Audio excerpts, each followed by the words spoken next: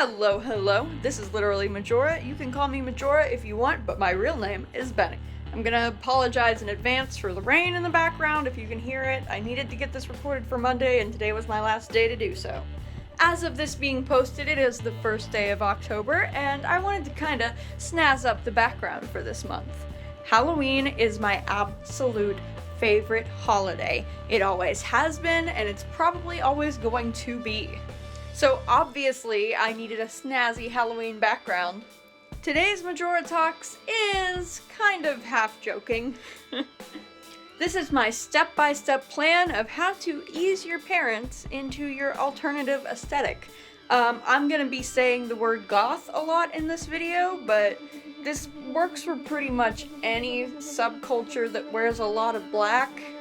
There are also different types of goth, too, so we're just gonna say goth as an umbrella word when I actually mean alternative subcultures that wear a lot of black. And again, this isn't totally serious, but I will say that I've done most of the things on this list. Alright, so step 1. Have an emo phase. Emo and goth are two subcultures that are kind of lumped in together despite being pretty different. The reason you need an emo phase is pretty straightforward. You want to get your parents to the point of just begging you to do anything that isn't being a complete edgelord. For this, you might want to exaggerate your emo phase a bit. And disclaimer, I am not knocking emo. For lots of people, it's not a phase. And I still love a lot of things from my emo phase. But for me, it was more of a stepping stone onto becoming more goth than anything else. Also, if you really want to step it up, have a scene phase instead. I wouldn't classify mindless self-indulgence as purely scene. I wouldn't even know how to classify mindless self-indulgence as anything other than screaming the F slur a lot. But you should listen to mindless self-indulgence if you're gonna go more to the scene side, because it's gonna give your parents that shock factor that's gonna go away when you calm down into a more classy goth aesthetic. I'm not knocking mindless self-indulgence either. I actually do like them. I just feel like it needs a filter of just a tiny bit of irony. Just a tiny bit to be enjoyable. Step 2. Get really into Tim Burton movies, especially if you pick a favorite one and make that your movie. I'm a simple man. I have simple interests, and Tim Burton movies are one of them. Especially The Nightmare Before Christmas. I was Christmas shopping with my mom one year, and I saw something that I really wanted. It was a pair of purple pajama pants with white skulls on it and a matching black shirt. I wanted this pajama set so bad, and everyone in our family was getting pajamas from us for Christmas, so I figured, why not just pick out the ones that I want? And my mom said no. Fast forward about 2 or 3 years to this past Christmas, and guess what? Everyone I know got me at least one item that was Nightmare Before Christmas themed. It's my favorite holiday movie after all, why wouldn't they? So guess what that meant? I got cups, Christmas decorations, t-shirts, makeup, all kinds of items that were just covered in Jack Skellington, including 2 pairs of pajama pants with Jack's face on them. That's right, 2 pairs of pajama pants with skulls. All because I made a point of talking about my favorite movie a lot. It's easy to incorporate movie merch into your wardrobe, and it's really accessible too.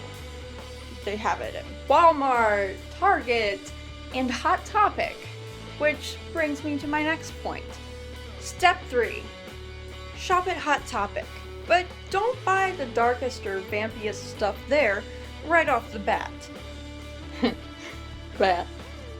You want to buy pastel colored band shirts and a lot of Harry Potter merch for a while. Maybe throw in some more interesting witchy kind of jewelry here and there, something a little darker colored, and before you know it, you'll be buying corsets. I wish I were kidding. I literally just bought a corset top from Hot Topic, and my mom, who hates stuff like that, helped me try it on. If you ease into it just right, your parents won't even bat an eye. Step 4. Makeup. This is an optional step because not everyone likes makeup or is comfortable in it, but it's helpful for people who present a bit more femininely to know what they're working with. So there are a couple different ways to go about this. One way to ease your parents into darker makeup is just that, to take it slow and ease your way up. I started wearing makeup pretty late compared to other people my age, and I started out with nothing darker than the lightest of peach eyeshadows, and that was my everyday makeup. And if I wore anything darker than that, my mom had a heart attack. Well, fast forward to the end of my senior year of high school, and I was wearing a purple toned smoky eye every single day to school. So what I'm saying here is, over time, I very gradually darkened the color scheme. We went from peach to pink to a little darker to more of a red, and then slowly over time put some like gray in the outer corner, and then suddenly, bam! Purple-eyed, what? Purple-toned smoky eye. The other way to do it is sort of the opposite. You go hot and heavy, way overboard with your makeup right from the get-go. I'm talking editorial, way out of your comfort zone, something weird. And then when it freaks your parents out and they ask you to tone it down just a little bit. Just until you're at where you wanted it to be to begin with. So that they think they successfully got you to tone it down, and you've gotten away with a much darker look than they would have been okay with to begin with. I did a little bit of a mix of both, and it's worked out pretty well for me. If I didn't wear darker colored eyeshadow, I don't know if I would even look like me. And I feel like my mom would notice. If you're in the market for a pretty okay, cheap, darker eyeshadow palette, the Maybelline Rock Nudes, I believe is the name of it, was the one that I used in high school.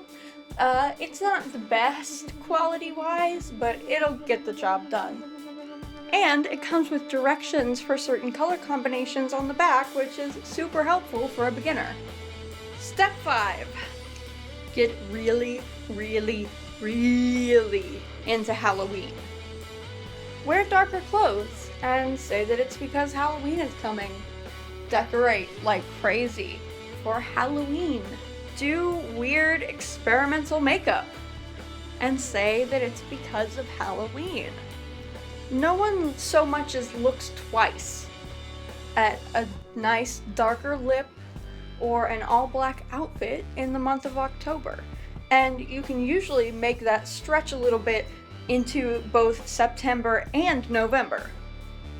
Even some of the most normal of normies out there do this sort of thing around Halloween. Step 6.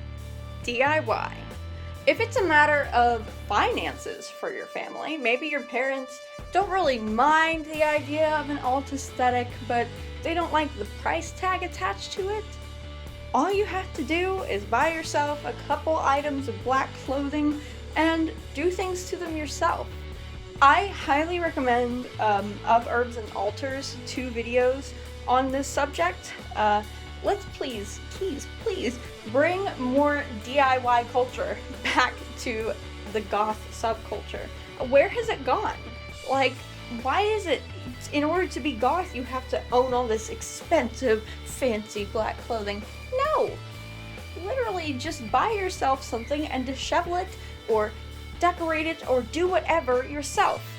Of Herbs and Altars has, in her videos, she talks about how to make your own chokers, how to make your own gloves, how to make your own distressed jeans. Like, so much stuff can be very easily and very cheaply done at home.